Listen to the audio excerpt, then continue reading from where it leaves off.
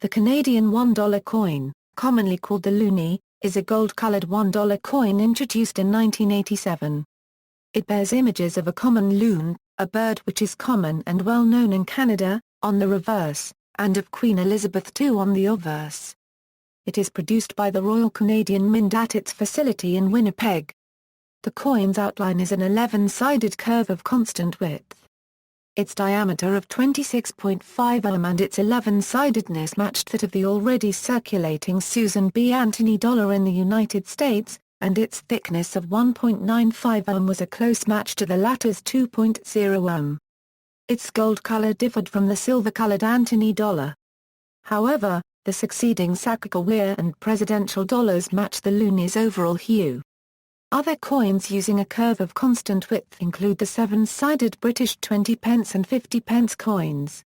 The coin has become the symbol of the Canadian dollar. Media often discuss the rate at which the Loonie is trading against other currencies. The nickname Loonie became so widely recognized that in 2006 the Royal Canadian Mint secured the rights to it. When the Canadian $2 coin was introduced in 1996, it was in turn nicknamed the Toonie. Background: Canada first minted a silver dollar coin in 1935 to celebrate the 25th anniversary of George V's reign as king. The Voyager Dollar, so named because it featured an Indian and a French voyageur paddling a canoe on the reverse, was minted in silver until 1967, after which it was composed primarily of nickel. The coins did not see wide circulation, mainly due to their size and weight. The nickel version weighed 15.6 grams and was 32.1 millimeters in diameter, and was itself smaller than the silver version. By 1982, the Royal Canadian Mint had begun work on a new composition for the dollar coin that it hoped would lead to increased circulation. At the same time, vending machine operators and transit systems were lobbying the Government of Canada to replace the dollar banknotes with wider circulating coins. A Commons committee recommended in 1985 that the dollar bill be eliminated despite a lack of evidence that Canadians would support the move. The government argued that it would save between $175 and $250 million over 20 years by switching from bills that had a lifespan of less than a year to coins that would last 2 decades. Introduction: The government announced on March 25, 1986, that the new dollar coin would be launched the following year as a replacement for the dollar bill, which would be phased out. It was expected to cost $31.8 million to produce the first 300 million coins, but through seigniorage, expected to make up to $40 million a year on the coins. From the proceeds, a total of $60 million over 5 years was dedicated toward funding the 1988 Winter Olympics in Calgary. The failure of the Susan B. Anthony dollar coin in the United States had been considered, and it was believed Americans refused to support the coin due to its similarity to their quarter coin and its lack of aesthetic appeal. In announcing the new Canadian dollar coin, the government stated it would be the same overall size as the Susan B. Anthony coin, €1 slightly larger than a quarter €1 to allow for compatibility with American-manufactured vending machines, but would be 11-sided and gold-colored. It was planned that the coin would continue using the Voyager theme of its predecessor, however the master dies that had been struck in Ottawa were lost in transit en route to the Mint's facility at Winnipeg. A Commons committee struck to investigate the loss discovered that the Mint had no documented procedures for transport of master dies and that it had shipped them via a local courier in a bid to save $43.50. It was also found to be the third time that the Mint had lost master dies within 5 years. An internal review by the Royal Canadian Mint argued that while a policy existed to ship the obverse and reverse dies separately, the new coins dies were packaged separately but were part of the same shipment. The Mint also disagreed with the Royal Canadian Mounted Police's contention that the dies were simply lost in transit, believing instead that they were stolen. The dies were never recovered. Fearing the possibility of counterfeiting, the government approved a new design for the reverse, replacing the Voyager with a Robert Ralph Carmichael design of a common loon floating in water. The coin was immediately nicknamed the Loonie across English Canada, and became known as a hoard, French for loon, in Quebec. The Loonie entered circulation on June 30, 1987, as 40 million coins were introduced into major cities across the country, though an error by the banks resulted in some Calgary residents receiving the coins 1 week earlier. Over 800 million loonies had been struck by the coin's 20th anniversary. 2 years after the loonie's introduction, the Bank of Canada ceased production of the dollar banknote. The final dollar bills were printed on June 30, 1989. Initial support for the coin was mixed, but withdrawing the banknote forced acceptance of the coin. The loonie has subsequently gained iconic status within Canada, and is now regarded as a national symbol. The term loonie has since become synonymous with the Canadian dollar itself.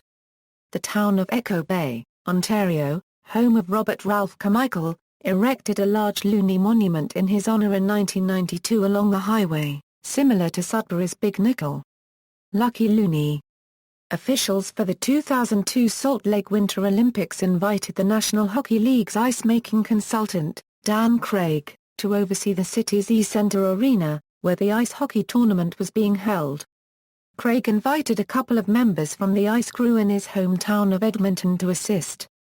One of them, Trent Evans, secretly placed a loonie at center ice. He originally placed a dime, but added the loonie after the smaller coin quickly vanished as the ice surface was built up.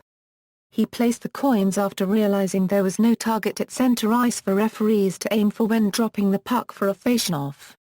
A thin yellow dot was painted on the ice surface over the coins, though the loonie was barely visible to those who knew to look for it. Keeping the coin a secret, Evans told only a few people of its placement and swore them to secrecy. Among those told were the players of the men's and women's teams. Both Canadian teams went on to win gold medals. Several members of the women's team kissed the spot where the coin was buried following their victory. After the men won their final, the coin was dug up and given to Wayne Gretzky, the team's executive director, who revealed the existence of the Lucky Loonie at a post-game press conference. The Lucky Loonie quickly became a piece of Canadian law. The original Lucky Loonie was donated to the Hockey Hall of Fame, and Canadians have subsequently hidden loonies at several international competitions. Loonies were buried in the foundations of facilities built for the 2010 Winter Olympics in Vancouver. Capitalizing on the tradition, the Royal Canadian Mint has released a commemorative edition Lucky Loonie for each Olympic Games since 2004. Composition. The weight of the coin was originally specified as 108 grains, equivalent to 6.998 grams. When introduced, loonie coins were made of aureate, a bronze electroplated nickel combination.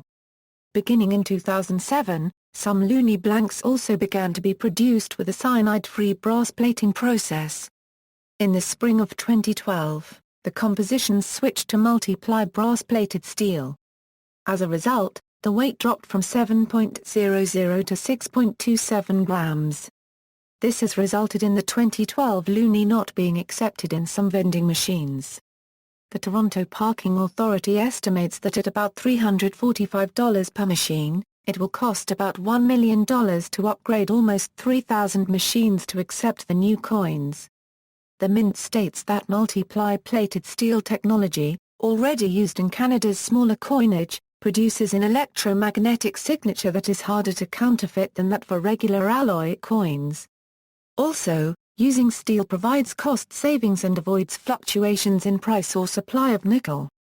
On April 10, 2012, the Royal Canadian Mint announced design changes to the loonie and toonie, which include new security features.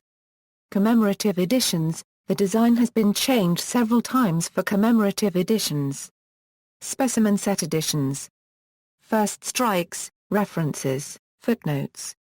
Bibliography, Cross, W.K., ed., Charlton's Standard Catalogue of Canadian Coins. Volume 1, Numismatic Issues 2012, Toronto, The Charlton Press, ISBN A978-88968-347-1. External links, Loonie value, 1935 to today, The Chemistry of the Loonie.